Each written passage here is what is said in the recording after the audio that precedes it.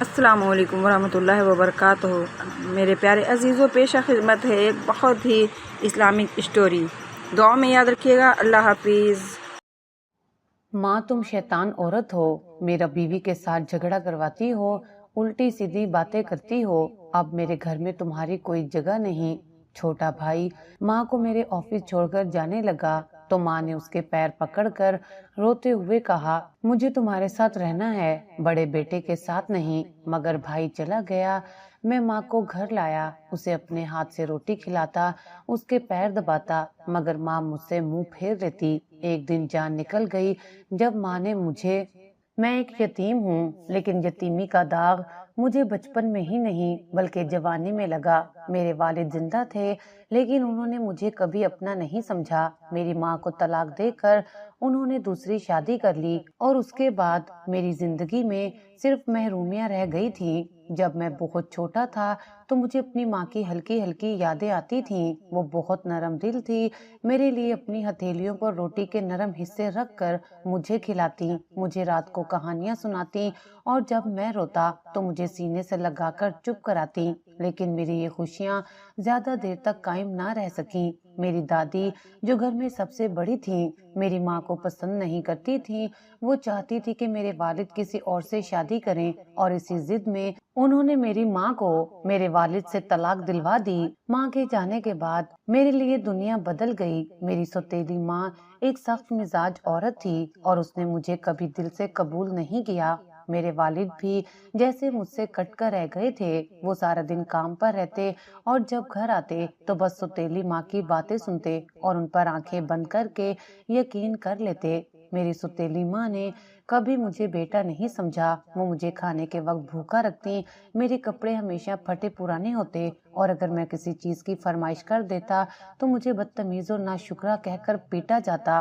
میں دن بھر در بدر پھرتا، کبھی سوچتا کہ میرے والد کو میری تکلیف کیوں نظر نہیں آتی، کیا وہ نہیں دیکھتے کہ ان کے اپنے ہی گھر میں ان کا بیٹا ایک نوکر سے بھی بدتر زندگی گزار رہا ہے۔ جب میری دادی زندہ تھی تو وہ میری سوتیلی ماں سے لڑ جھگڑ کر مجھے کچھ کھانے کو دے دیتی تھی، مگر جب وہ دنیا سے چلی گئی تو میں بالکل لاوارث ہو گیا تھا۔ میری سوتیلی ماں کے لیے تو یہ ایک جشن کا موقع تھا، اب اسے روکنے والا کوئی نہیں تھا اور اس نے کھل کر مجھ پر ظلم ڈھانے شروع کر دیے تھے۔ میں اکثر گھر کے کسی کونے میں دبک کر بیٹھ جاتا تھا۔ جب مجھے بھوک لگتی تو میں روٹی مانگتا مگر بدلے میں جھڑکیاں ملتی۔ میں دوسرے بچوں کو دیکھتا جو اپنی ماؤں کے ساتھ خوش رہتے، کھیلتے، اچھے کپڑے پہنتے اور میں سوچتا کہ میری زندگی ایسی کیوں نہیں۔ ایک دن جب میں بہت بیمار ہوا تو میری سوتیلی ماں نے میرے والد سے کہا، یہ تو ہمیشہ بیمار پڑا رہتا ہے، نہ پڑھتا ہے نہ کوئی کام کرتا ہے، اس سے بہتر ہے کہ اسے کہیں اور بھیج دو یا کسی یتیم خانے میں ڈلوا دو۔ یہ سن کر میرے والد نے صرف سر ہلایا تھا مگر کچھ نہ کہا۔ یہ وہ لمحہ تھا جب میں نے سمجھ لیا کہ میرا کوئی نہیں ہے، میں کسی کے لیے ضروری نہیں ہوں۔ میری زندگی کا سب سے بھیانک دن وہ تھا جب میری سوتیلی ماں نے مجھ پر ایک ایسا الزام لگایا جس نے میرے لیے گھر کے دروازے ہمیشہ کے لیے بند کر دیے۔ وہ اکثر مجھ پر غصہ کرتی تھی مگر اس دن اس نے مجھ پر ایک گھناؤنا الزام لگا دیا کہ میں نے اپنی سوتیلی بہن پر بری نظر ڈالی ہے۔ یہ سن کر میرا باپ آگ بگولا ہو گیا۔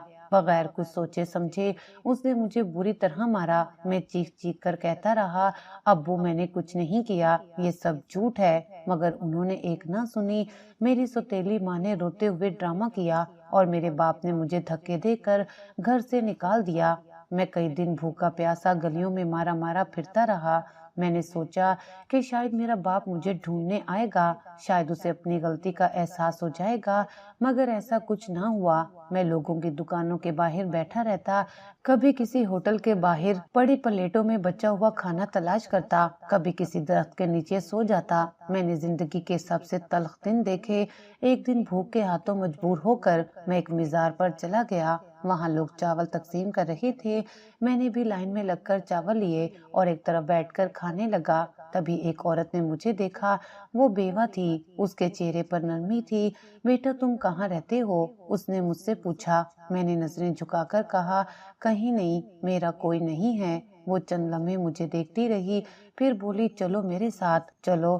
یہ عورت میری زندگی کی سب سے بڑی رحمت ثابت ہوئی۔ اس نے مجھے اپنا بیٹا بنا لیا، اس نے میرے لیے کپڑے خریدے، مجھے اچھا کھانا کھلایا اور میری دیکھ بھال کی۔ میں ممتا کو ترسا ہوا تھا اور اس کی محبت نے مجھے ایک بار پھر زندگی میں امید دی۔ اس نے مجھے پرائیویٹ اسکول میں میٹرک کا امتحان دلوایا اور کوشش کی کہ میں اپنے پیروں پر کھڑا ہو جاؤں۔ میں اس کی محبت کا قرض کبھی نہیں اتار سکتا تھا، لیکن میری خوشی زیادہ دیر قائم نہ رہ سکی۔ جب میری منہ بولی ماں کا آخری وقت آیا تو میں اس کے ساتھ تھا، مگر کچھ بھی نہ کر سکا۔ وہ ایک نیک دل عورت تھی جس نے میری زندگی بدلنے کی کوشش کی تھی۔ جب میں اپنے سکے والد کے گھر سے نکالا گیا تو یہی عورت تھی جس نے مجھے سہارا دیا، مجھے اپنے ساتھ رکھا، مجھے عزت دی اور میری بکھری ہوئی زندگی کو ایک سمت دینے کی کوشش کی۔ یہ عورت خود بھی ایک دکھ بھری کہانی کا حصہ تھی۔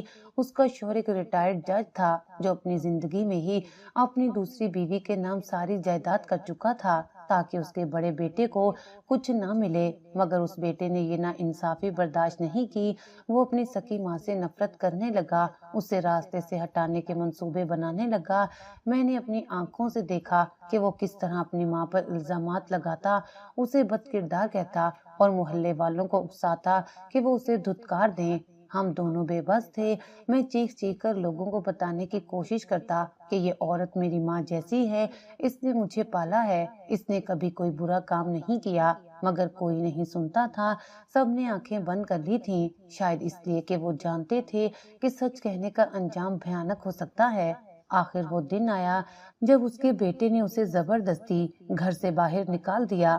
میں نے اسے سہارا دیا، مگر اس کا دل ٹوٹ چکا تھا۔ وہ عورت جو ہمیشہ حوصلے اور صبر کی مثال تھی اب خاموش ہو چکی تھی۔ اس کی آنکھوں میں ایک عجیب سی ویرانی تھی۔ وہ بار بار آسمان کی طرف دیکھتی جیسے خدا سے کوئی سوال کر رہی ہو۔ پھر ایک دن میرے سامنے اس کی سانس اکھڑنے لگی۔ میں نے اسے سنبھالنے کی کوشش کی، مگر وہ آہستہ آہستہ زندگی کی سرحد پار کر رہی تھی۔ اس کے ہونٹ ہلکے سے ہلے جیسے کچھ کہنا چاہتی ہو، مگر آواز نہ نکل سکی۔ ایک آخری آنسو اس کی آنکھ سے نکلا اور پھر وہ ہمیشہ کے لیے خاموش ہو گئی۔ میری دنیا لٹ چکی تھی۔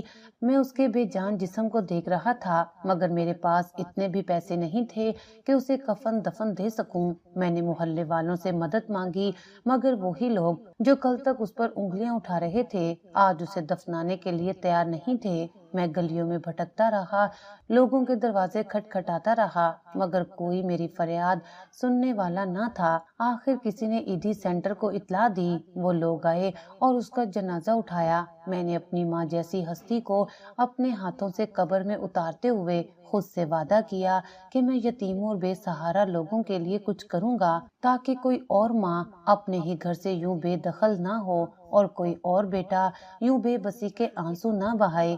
اسی دن ایدھی سینٹر کے انچارج نے مجھ سے کہا، بیٹا تم ہمارے ساتھ کام کرنا چاہتے ہو؟ میں نے نم آنکھوں سے اس بات میں سر ہلا دیا۔ مجھے لگا جیسے میرے لیے کوئی نیا دروازہ کھل گیا ہو۔ میں ایدھی سینٹر کی نوکری کرنے لگا۔ یہاں میں نے ایسے بوڑھوں کی بے بسی دیکھی جنہیں دیکھ کر دل خون کے آنسو روتا تھا۔ کوئی باپ اپنی جوانی اولاد کے لیے کھپا دیتا اور بڑھاپے میں وہی اولاد اسے بے سہارا چھوڑ دیتی۔ کوئی ماں اپنی ممتا لٹا کر اپنی نیندیں قربان کر کے بچوں کو بڑا کرتی اور بدلے میں اولاد اسے پاگل کہہ کر دربدر کر دیتی۔ میں ہر دن یہ سب دیکھتا مگر بے بس تھا۔ ایک دن سینٹر میں ایک بوڑھی عورت کو بلایا گیا۔ اس کی بیٹی نجمہ اور داماد اسے چھوڑنے آئے تھے۔ نجمہ بڑی بے حسی سے کہہ رہی تھی، یہ ہماری امی ہیں، مگر اب ان کا دماغی توازن ٹھیک نہیں ہے، یہ بچوں پر حملہ کرنے کی کوشش کرتی ہیں۔ ہمیں شک ہے کہ کسی دن کوئی حادثہ نہ ہو جائے، اس لیے ہم انہیں اب اپنے ساتھ نہیں رکھ سکتے۔ بوڑھی ماں کی آنکھوں میں آنسو تھے۔ وہ کبھی اپنی بیٹی کو دیکھتی، کبھی اپنے داماد کو، جیسے یقین نہ آ رہا ہو کہ وہ واقعی اسے چھوڑ کر جا رہے ہیں۔ میں خاموشی سے یہ سب دیکھ رہا تھا۔ میرے دل میں ایک عجیب سا درد اٹھ رہا تھا۔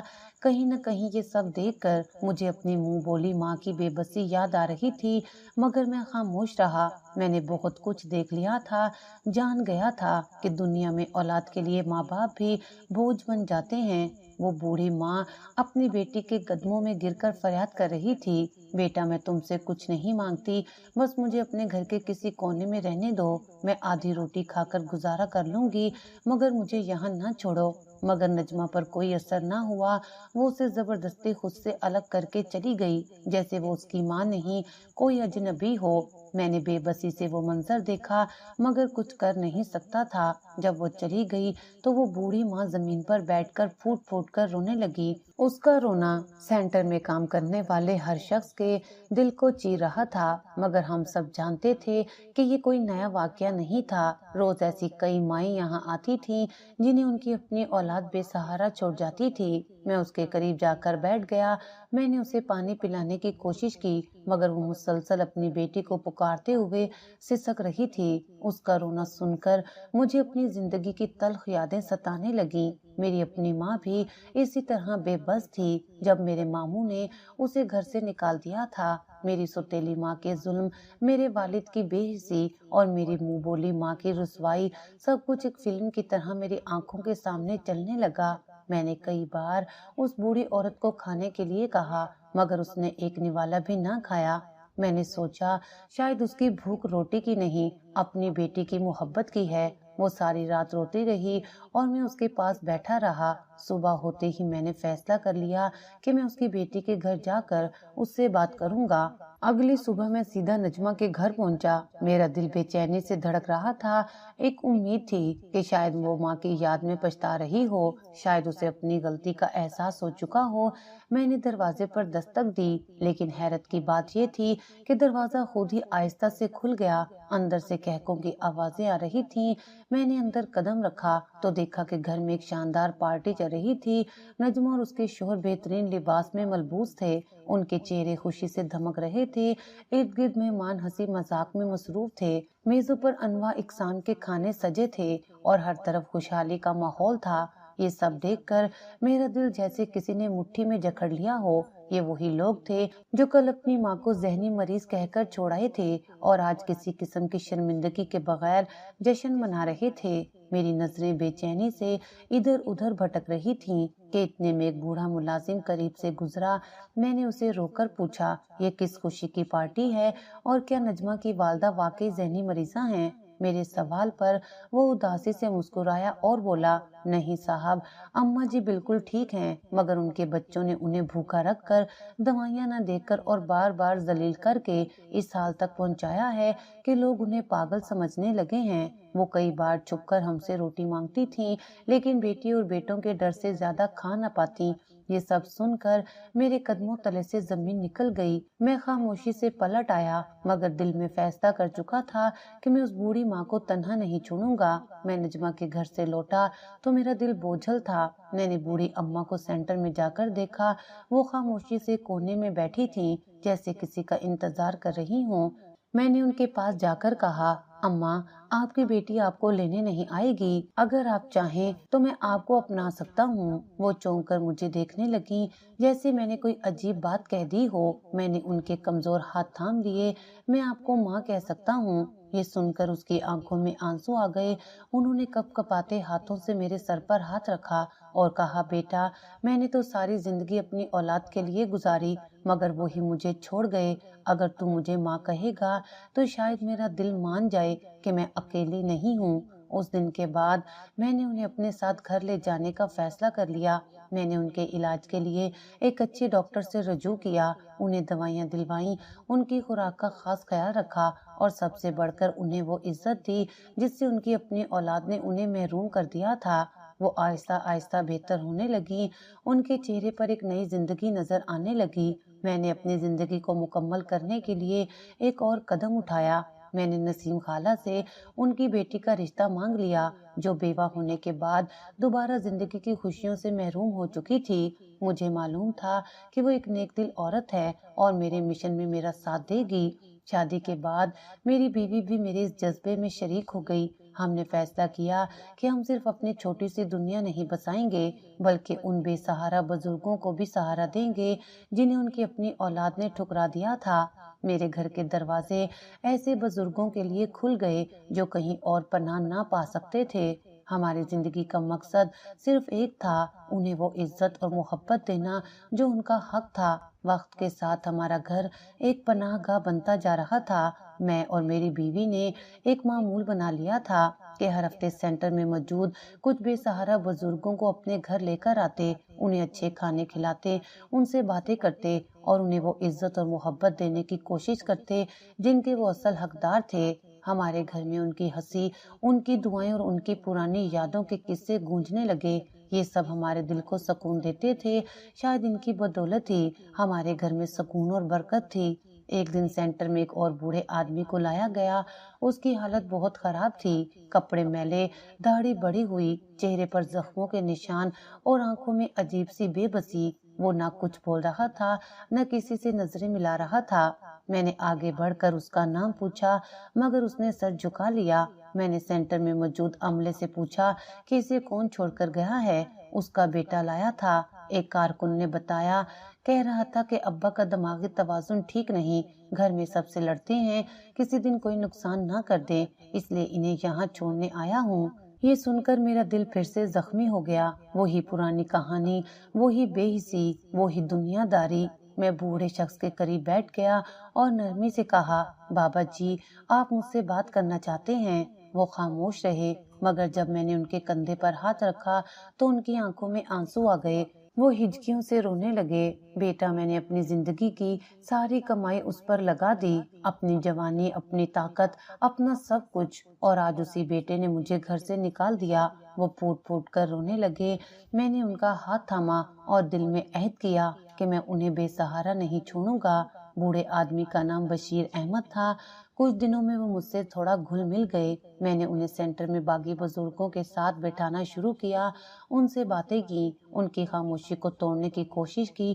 ایک دن جب میں ان کے پاس بیٹھا تو وہ خود ہی بولنے لگے، میں نے اپنی ساری زندگی محنت کی، اپنی جوانی اپنی اولاد پر وار دی، اپنے بیٹے کو اعلیٰ تعلیم دلوائی، اچھے کپڑے پہنائے، اس کی ہر خواہش پوری کی۔ جب وہ بڑا ہوا تو میں نے سوچا کہ میری کمائی کسی اچھے کام میں لگنی چاہیے۔ میں نے اپنی جائیداد یتیم بچوں کے لیے وقف کر دی۔ وہ تھوڑا رک کر میری طرف دیکھنے لگے جیسے کچھ اور کہنا چاہتے ہوں مگر لفظ ساتھ نہیں دے رہے تھے۔ میں خاموشی سے سنتا رہا۔ جب میرے بیٹے کو اس بات کا پتہ چلا تو اس نے غصے میں آ کر کہا کہ میں نے اس کے حق پر ڈاکہ ڈالا ہے۔ میں نے سمجھانے کی کوشش کی کہ بیٹا تمہاری اپنی کمائی ہے، تم جوان ہو، محنت کر سکتے ہو، مگر جو بچے بے سہارا ہیں ان کا کون ہے؟ وہ آگ بگولا ہو گیا اور چند دن بعد مجھے پاگل قرار دے کر یہاں چھوڑ گیا تاکہ میں اپنا فیصلہ بدل نہ سکوں۔ یہ سن کر میرے دل کو جھٹکا لگا۔ ایک باپ نے ساری زندگی اپنے بیٹے پر لگا دی اور جب اس نے اپنی جائیداد کسی نیک کام کے لیے دی تو بیٹا دشمن بن گیا۔ میں نے بشیر احمد صاحب کو حوصلہ دینے کی کوشش کی، انہیں تسلی دی کہ یہاں وہ تنہا نہیں ہیں، مگر میں جانتا تھا کہ جس اولاد کے لیے انہوں نے سب کچھ کیا اس کے بے رخی کا دکھ انہیں اندر ہی اندر کھا رہا تھا۔ چند مہینے ایسے ہی گزر گئے۔ میں اکثر ان کے پاس بیٹھ کر ان سے باتیں کرتا، ان کی خیریت پوچھتا۔ وہ مجھے بیٹے کی طرح چاہنے لگے تھے اور میں بھی ان کی عزت اپنے والد کی طرح کرنے لگا تھا، مگر وقت کے ظالم پہیے کو کون روک سکتا ہے؟ ایک دن جب میں ان کے کمرے میں گیا تو وہ خاموشی سے لیٹے ہوئے تھے۔ میں نے انہیں آواز دی مگر وہ ٹس سے مس نہ ہوئے۔ جب ہاتھ لگایا تو وہ دنیا سے جا چکے تھے۔ میری آنکھوں میں آنسو آ گئے۔ ایک اور بے بس باپ اولاد کی بے وفائی کا بوجھ لیے اس دنیا سے چلا گیا۔ میں نے ان کے لیے وہ سب انتظام کیا جو ایک بیٹے کو کرنا چاہیے تھا اور انہیں عزت و احترام کے ساتھ دفن کیا، مگر ان کی کہانی میرے دل پر ایک اور زخم چھوڑ گئی۔ اس دن سینٹر میں کافی رش تھا، کچھ نئے بزرگ یہاں داخل کیے جا رہے تھے، کچھ کے لیے ان کے عزیز و اقارب آئے ہوئے تھے۔ میں اپنی روزمرہ کی ذمہ داریوں میں مصروف تھا جب ایک نوجوان اپنی بوڑھی ماں کو سہارا دے کر سینٹر کے اندر لایا۔ وہ عورت نقاہت سے چل رہی تھی، اس کے چہرے پر اداسی اور آنکھوں میں عجیب سی بے بسی تھی، جیسے وہ جانتی ہو کہ اسے چھوڑ کر جایا جا رہا ہے۔ انچارج صاحب، یہ میری ماں ہے، نوجوان نے کہا۔ اب یہ اکیلی رہنے کے قابل نہیں رہی، بار بار گر جاتی ہیں، باتیں بھی الٹی سیدھی کرنے لگی ہیں، ہم ان کا خیال نہیں رکھ سکتے اس لیے انہیں آپ کے حوالے کر رہے ہیں۔ میں نے جیسے ہی اس نوجوان کے چہرے کی طرف دیکھا میرے قدم وہیں جم گئے، میری سانسوں کی رفتار رکنے لگی، میں آنکھیں پھاڑ کر اس کا چہرہ دیکھنے لگا۔ یہ میرا سوتیلا بھائی تھا، وہی بھائی جس کے لیے میں نے اپنے باپ کی مار کھائی، جس کے لیے میں نے ہر تکلیف برداشت کی، وہی بھائی آج اپنی سکی ماں کو یہاں چھوڑنے آیا تھا۔ میری نظریں اس بوڑھی عورت کی طرف اٹھی. یہ وہی عورت تھی جس نے میری ماں کی جگہ لے لی تھی، جو میری سوتیلی ماں تھی، جس نے مجھ پر ظلم کیے مگر جسے میں نے پھر بھی ماں کا درجہ دیا تھا. آج وہی عورت بے بس کھڑی تھی اور جس بیٹے کے لیے اس نے مجھے ٹھکرا دیا تھا وہی اسے چھوڑنے آیا تھا. میرا دل خون کے آنسو رو رہا تھا. میں نے زندگی میں بے شمار ظالم اولادیں دیکھی تھیں مگر آج اپنی آنکھوں سے اپنی ہی زندگی کا سب سے بڑا المیہ دیکھ رہا تھا. میں نے اپنے سوتیلے بھائی کا بازو پکڑ کر سختی سے روکا. تمہیں شرم نہیں آتی؟ یہ وہی ماں ہے جس نے تمہیں پال پوس کر بڑا کیا اور آج تم اسے اس حال میں چھوڑ کر جا رہے ہو. میری آواز غصے سے لرز رہی تھی مگر وہ بے حسی سے میرے ہاتھ کو جھٹک کر پیچھے ہٹ گیا. دیکھو رضوان بھائی، اس نے طنزیہ مسکراہٹ کے ساتھ کہا، میں یہاں کوئی بحث کرنے نہیں آیا. ہم پہلے ہی ان کی کافی خدمت کر چکے ہیں لیکن اب ان کا دماغی توازن ٹھیک نہیں رہا. میں نے فیصلہ کر لیا ہے اور تم مجھے روک نہیں سکتے. میں نے بے بسی سے اپنی سوتیلی ماں کی طرف دیکھا. وہ خاموش کھڑی تھیں جیسے کچھ سن ہی نہ رہی ہوں. میں نے آہستہ سے کہا، ماں میں تمہیں اپنے ساتھ لے چلتا ہوں، میں تمہیں اس طرح اکیلا نہیں چھوڑ سکتا. وہ چونک کر میری طرف دیکھنے لگی جیسے کوئی اجنبی ہو. پھر وہ سہمی ہوئی آواز میں بولی، تم کون ہو؟ یہ سن کر میرا دل جیسے کسی نے مٹھی میں جکڑ لیا ہو. ماں، میں رضوان ہوں، تمہارا بڑا بیٹا. میں نے نم آنکھوں سے کہا مگر وہ پیچھے ہٹ گئی. نہیں، میرا بیٹا تو مر چکا ہے، وہ تو بہت سال پہلے مر گیا تھا. میرے آنسو بہنے لگے. میں سمجھ گیا کہ یا تو عمر کے بڑھنے کی وجہ سے وہ سب کچھ بھول چکی تھیں یا پھر شاید انہیں اپنی کی زیادتیوں کا احساس تھا اور وہ حقیقت کا سامنا کرنے سے ڈر رہی تھیں. میرا بھائی ایک نظر ہم دونوں کو دیکھ کر بولا، بس اب یہ تمہاری ذمہ داری ہے، اور وہاں سے چلا گیا. میں نے اپنی سوتیلی ماں کا ہاتھ تھاما. چلو اماں، میں تمہیں اکیلا نہیں چھوڑوں گا. وہ ایک پل کے لیے مجھے دیکھتی رہی پھر تھکے تھکے قدموں سے میرے ساتھ چل پڑی. میں اپنی ماں کو لے کر گھر آ گیا. بیوی نے دروازہ کھولا تو میں نے کہا، یہ میری ماں ہے، اب یہ ہمارے ساتھ رہیں گی. میری بیوی نے مسکرا کر ماں کے پاؤں چھوئے. اماں، آپ ہماری طرف سے بے فکر ہو جائیں، ہم آپ کا پورا خیال رکھیں گے. ماں خاموشی سے اندر چلی گئیں. وہ کچھ بول نہیں رہی تھیں. زیادہ تر وقت ایک ہی جگہ بیٹھی رہتی، کبھی کھانے سے انکار کر دیتی، کبھی کسی چیز کی خواہش ظاہری نہ کرتی. میں جب بھی ان سے بات کرتا وہ مجھے خالی نظروں سے دیکھتی جیسے میں کوئی اجنبی ہوں. وہ کیوں نہیں پہچان رہی مجھے؟ میں نے ایک رات بیوی سے کہا تو اس نے میرے کندھے پر ہاتھ رکھ کر کہا، کچھ زخم دیر سے بھرتے ہیں. آپ نے انہیں پچھلے کئی سالوں سے نہیں دیکھا. ان کا دل سخت ہو چکا ہے مگر محبت سے ہر سخت دل موم ہو سکتا ہے. یہ بات میرے دل کو لگ گئی. میں نے ماں کے ساتھ وقت گزارنا شروع کیا. انہیں اپنے ہاتھوں سے کھانا کھلانے کی کوشش کرتا، انہیں باہر چہل قدمی کے لیے لے جاتا، پرانی باتیں کرنے کی کوشش کرتا. میں نے گھر کے ایک کونے میں ایک چھوٹا سا عبادت کا گوشہ بنا دیا جہاں میں اور میری بیوی انہیں بٹھا کر قرآن سنتے، انہیں سکون دینے کی کوشش کرتے. ایک دن میں ان کے پاس بیٹھا ان کا ہاتھ تھامے بات کر رہا تھا کہ اچانک ان کی آنکھوں میں آنسو آ گئے. وہ مجھے غور سے دیکھنے لگی اور دھیرے سے بولی، تم رضوان ہو، میرا بیٹا ہو. میرے جسم میں سنسنی دوڑ گئی. میں نے روتے ہوئے ان کے ہاتھ چوم لیے. ہاں ماں، میں رضوان ہوں. وہ پھوٹ پھوٹ کر رونے لگی. میں نے تمہارے ساتھ بہت برا کیا. میں نے تمہیں چھوڑ دیا تھا اور آج میری اپنی اولاد نے مجھے چھوڑ دیا. میں نے انہیں گلے لگا لیا.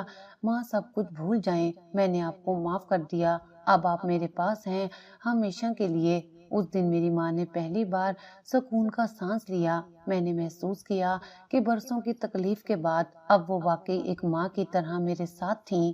ماں نے پہلی بار مجھے پہچانا تھا اور ان کے آنسو میری آنکھوں میں بھی تیرنے لگے تھے. برسوں کی جدائی، تکلیف اور بے اتنائی کا بوجھ ایک ہی لمحے میں ختم ہو چکا تھا. وہ اپنے لرزتے ہاتھ میرے چہرے پر پھیر رہی تھیں جیسے یقین کرنا چاہ رہی ہوں کہ میں حقیقت میں ان کے سامنے ہوں. میں نے تمہیں بہت تکلیف دی رضوان. میں تمہیں ماں کی محبت نہیں دے سکی. میں نے تمہیں پرایا سمجھا اور اپنے ہی گھر سے نکال دیا. اور آج میری اپنی اولاد نے میرے ساتھ وہی کیا جو میں نے تمہارے ساتھ کیا تھا. وہ روتے ہوئے کہہ رہی تھی. میں نے ان کے ہاتھ تھام لیے.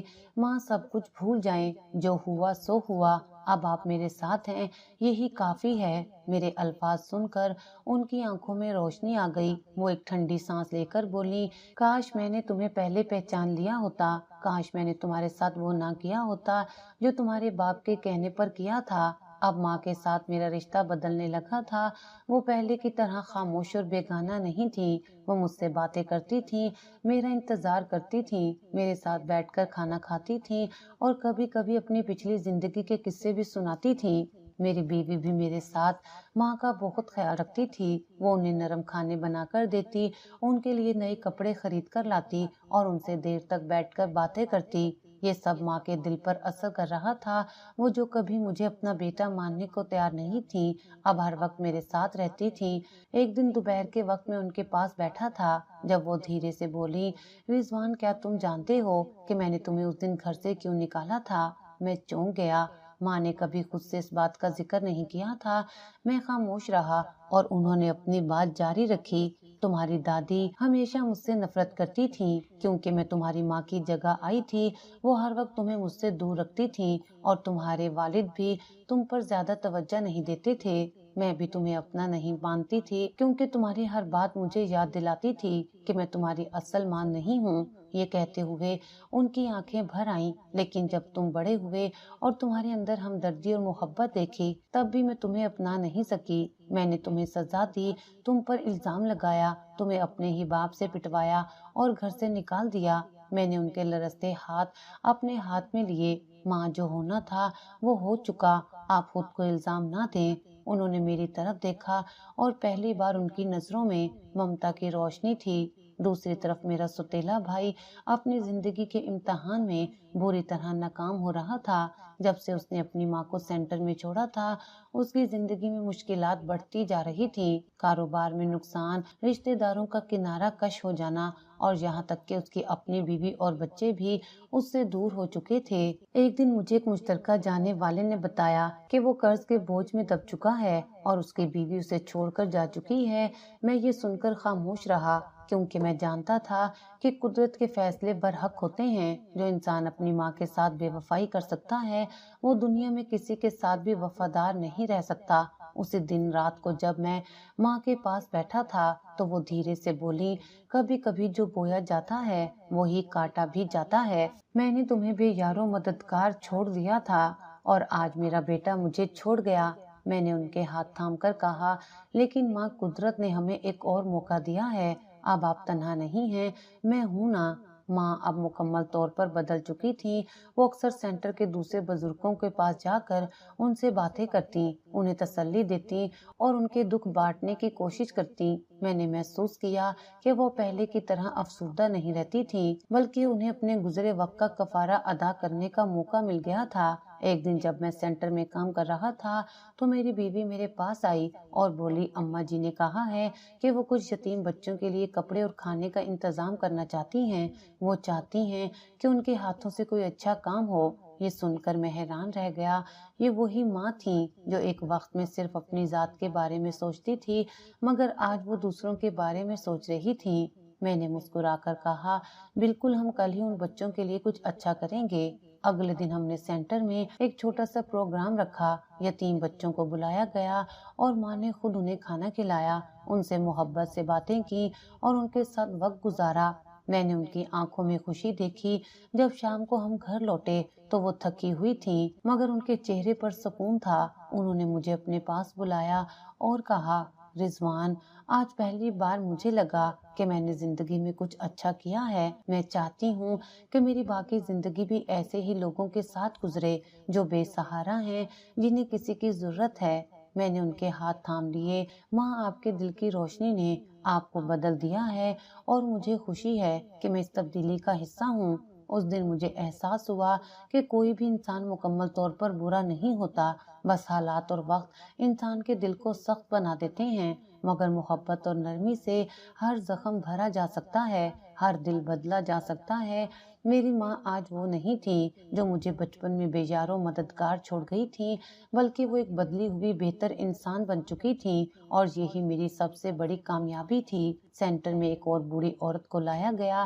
وہ کمزور ضرور لگ رہی تھی، لیکن اس کی شخصیت میں ایک خاص وقار تھا۔ اس کے جھریوں زدہ چہرے پر ایک عجیب اداسی تھی، جیسے اس نے زندگی کی سب سے بڑی شکست کھائی ہو۔ میں نے اس کی طرف دیکھا تو وہ نظریں چرا رہی تھی جیسے خود پر شرمندہ ہو۔ میں نے نرمی سے پوچھا، ماں جی آپ کا نام کیا ہے؟ انہوں نے آہستہ سے سر اٹھایا اور بولی، مجھے صفیہ بیگم کہتے ہیں۔ صفیہ بیگم کی آنکھوں میں ایک خاص چمک تھی، وہ اس بات کا ثبوت تھی کہ وہ کسی وقت ایک امیر اور با اثر خاندان کا حصہ رہی ہوں گی۔ میں نے ان کے ساتھ آئے ہوئے نوجوان سے پوچھا، آپ ان کے کیا لگتے ہیں؟ نوجوان نے بے پرواہی سے جواب دیا، میں ان کا بھتیجا ہوں، ان کے اپنے بچوں نے انہیں چھوڑ دیا ہے، اب یہ ہمارے لیے بوجھ بن گئی ہیں۔ ہمارے گھر کے حالات ایسے نہیں کہ ہم انہیں سنبھال سکیں، اس لیے انہیں یہاں چھوڑنے آیا ہوں۔ یہ سن کر میرا دل کانپ گیا۔ میں نے صفیہ بیگم کی طرف دیکھا، وہ خاموشی سے آنسو بہا رہی تھیں۔ میں نے ان کے بھتیجے کو سخت نظروں سے دیکھا اور کہا، ہم ان کا خیال رکھیں گے، آپ جا سکتے ہیں۔ وہ نوجوان کندھے اچکاتا ہوا وہاں سے چلا گیا اور صفیہ بیگم بے بسی سے دروازے کو دیکھتی رہی۔ میں جانتا تھا کہ ان کے دل پر کیا گزر رہی ہے۔ میں نے نرمی سے کہا، یہاں کوئی بھی اکیلا نہیں ہے، آپ بھی نہیں، ہم آپ کے اپنے ہیں۔ کچھ دن بعد صفیہ بیگم تھوڑی بہتر محسوس کرنے لگی۔ میں اکثر ان کے پاس بیٹھتا اور ان سے باتیں کرنے کی کوشش کرتا۔ ایک دن وہ خود ہی بولنے لگی جیسے برسوں کا بوجھ ہلکا کر رہی ہوں۔ میں کبھی ایک رئیس کی بیوی تھی اور آہستہ سے بولی، میرے شوہر کا ایک بہت بڑا کاروبار تھا، ہمارا محل جیسا گھر تھا، نوکر چاکر، دولت، گاڑیاں، سب کچھ تھا، لیکن میں نے اپنی سب سے بڑی دولت، اپنی اولاد کو ہمیشہ خود سے زیادہ پیار دیا۔ میں نے دن رات محنت کی، انہیں بہترین تعلیم دلوائی اور ان کی ہر خواہش پوری کی۔ وہ لمحہ بھر کو رکی، ان کی آنکھیں نمی سے بھر چکی تھیں۔ میرا شوہر جلدی دنیا سے چلا گیا، لیکن مجھے یقین تھا کہ میرے بچے میرا سہارا بنیں گے۔ لیکن جیسے جیسے وہ بڑے ہوتے گئے، ان کی محبت مجھ سے کم ہونے لگی، وہ اپنے اپنے گھروں میں مگن ہو گئے۔ میں ان کے لیے بس ایک ذمہ داری بن گئی تھی۔ جب تک میرے پاس جائیداد تھی تب تک وہ مجھ سے محبت کا ناٹک کرتے رہے، مگر جیسے ہی میں نے اپنی زمین بیچ کر یتیم بچوں کے لیے ایک ادارہ بنانے کا اعلان کیا، میرے اپنے بیٹوں نے مجھے دشمن سمجھ لیا۔ ان کی آواز ٹوٹ رہی تھی لیکن وہ بولتی جا رہی تھیں۔ میرے بڑے بیٹے نے مجھے عدالت میں گھسیٹا، کہا کہ میں اپنی ذہنی حالت کھو چکی ہوں اور جائیداد کسی اور کے نام کرنے کے قابل نہیں رہی۔ میرے دوسرے بیٹے نے پیٹھ دکھا دی، کہا کہ میں نے ہمیشہ پہلے بیٹے کو زیادہ پیار دیا تھا، اس لیے اب میں خود سنبھالوں۔ آخر میں وہی ہوا جس کا مجھے ڈر تھا۔ میرے بیٹوں نے مجھے میرے ہی گھر سے نکال دیا اور میرے بھتیجے نے مجھ پر ترس کھا کر مجھے یہاں چھوڑ دیا۔ میں چپ چاپ ان کی باتیں سنتا رہا۔ ایک ماں جو اپنے بچوں کے لیے سب کچھ قربان کر سکتی تھی، آج انہی بچوں کے لیے ایک بوجھ بن چکی تھی۔ مجھے احساس ہوا کہ دنیا میں سب سے بڑا ظلم اولاد کا اپنے والدین سے بے وفائی کرنا ہے۔ میں نے کئی ایسے کیسز دیکھے تھے، لیکن صفیہ بیگم کی کہانی نے میرے دل کو جھنجھوڑ کر رکھ دیا تھا۔ میں نے ان کا ہاتھ تھام کر کہا، ماں جی یہاں آپ کو وہ عزت اور محبت ملے گی جو آپ کے اپنے آپ کو دینے میں ناکام ہو گئے۔ وقت گزرتا گیا اور میرے سینٹر کی شہرت بڑھنے لگی۔ میں نے کبھی سوچا بھی نہیں تھا کہ میری ایک چھوٹی سی نیکی پورے ملک میں مثال بن جائے گی۔ لوگوں نے سینٹر کے بارے میں سننا شروع کیا، میڈیا پر ہمارے کام کو دکھانا شروع کیا اور دیکھتے ہی دیکھتے کئی لوگ اپنے بزرگوں کو یہاں چھوڑنے کی بجائے ان کا خود خیال رکھنے لگے۔ میں نے کئی نوجوانوں کو اپنے والدین کو دوبارہ اپنے گھروں میں لے جاتے دیکھا۔ کئی ایسے بیٹے جو پہلے اپنی ماں کو بوجھ سمجھتے تھے، اب ان کے قدموں میں بیٹھ کر معافیاں مانگتے تھے۔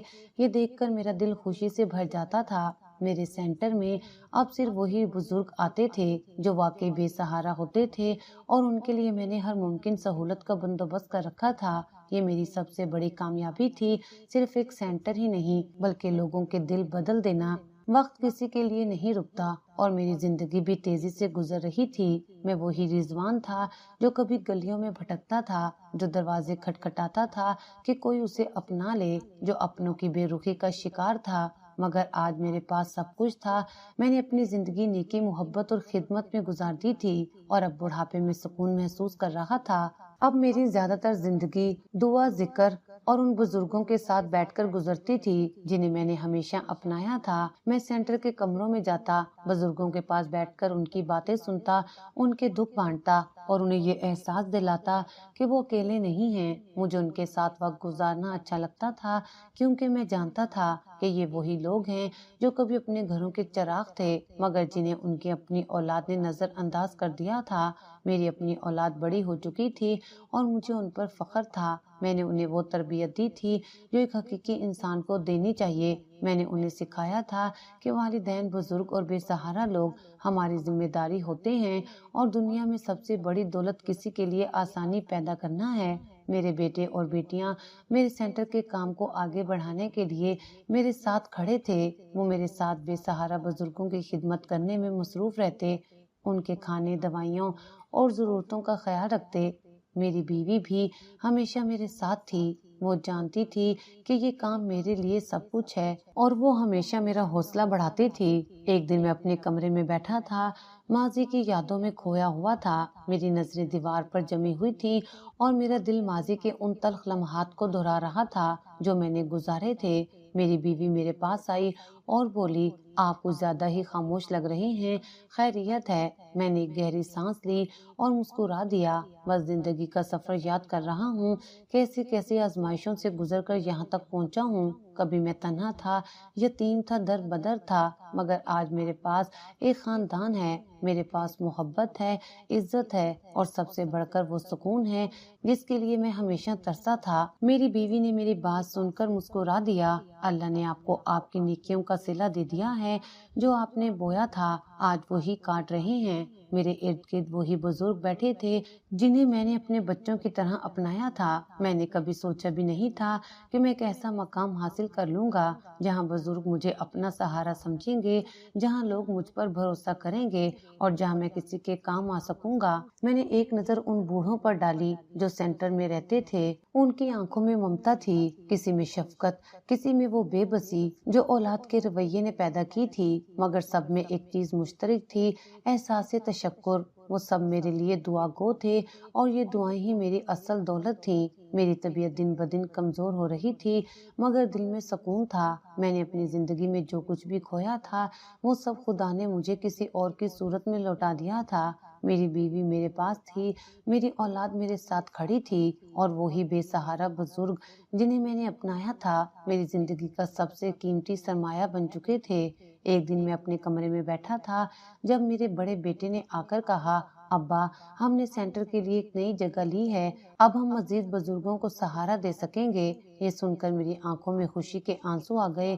میں نے کمزور آواز میں کہا، بیٹا، مجھے خوشی ہے کہ تم نے میری زندگی کے مقصد کو اپنا لیا ہے۔ میرا خواب تھا کہ یہ سینٹر صرف ایک جگہ نہ رہے بلکہ روشنی کا ایسا چراغ بنے جو کبھی بھی نہ بجھے۔ میری بیوی نے مسکرا کر کہا، یہ چراغ ہمیشہ جلتا رہے گا کیونکہ آپ نے اسے نیکی کے تیل سے جلایا ہے۔ میں نے اپنی آنکھیں بند کی اور ایک گہری سانس لی۔ میں نے زندگی کے ہر رنگ دیکھے، ہر درد سہا، مگر آج میں سکون میں تھا۔ مجھے لگا جیسے میرا مشن مکمل ہو چکا ہو۔ اگلی صبح جب سورج کی روشنی میرے کمرے میں داخل ہوئی تو میں نے آنکھیں کھولی اور اپنے ہاتھ دعا کے لیے اٹھائے۔ میں نے خدا کا شکر ادا کیا کہ اس نے مجھے اتنی عزت دی، اتنی محبت دی اور ایک ایسا مقصد دیا جو میری زندگی کے بعد بھی زندہ رہے گا۔ میں کمزور ضرور ہو چکا تھا مگر میں مرا نہیں تھا۔ میں ان دعاؤں میں زندہ تھا جو ہر روز میرے لیے نکلتی تھیں۔ میں ان بوڑھی آنکھوں میں زندہ تھا جن میں امید کی روشنی جلتی تھی اور میں اس مشن میں زندہ تھا جو میں نے شروع کیا تھا۔ زندگی نے مجھے توڑنے کی بہت کوشش کی مگر میں نے ثابت کر دیا کہ جو محنت اور نیکی کے راستے پر چلتا ہے وہ کبھی نہیں مرتا۔ میں اپنے بچوں کے چہروں پر مسکراہٹ دیکھ رہا تھا اور مجھے یقین تھا کہ میری کہانی ابھی ختم نہیں ہوئی، یہ تو صرف ایک نئی شروعات تھی۔ تو یہ اسٹوری کیسی لگی آپ لوگ کمنٹ باکس میں ضرور بتائیے گا۔ اللہ حافظ۔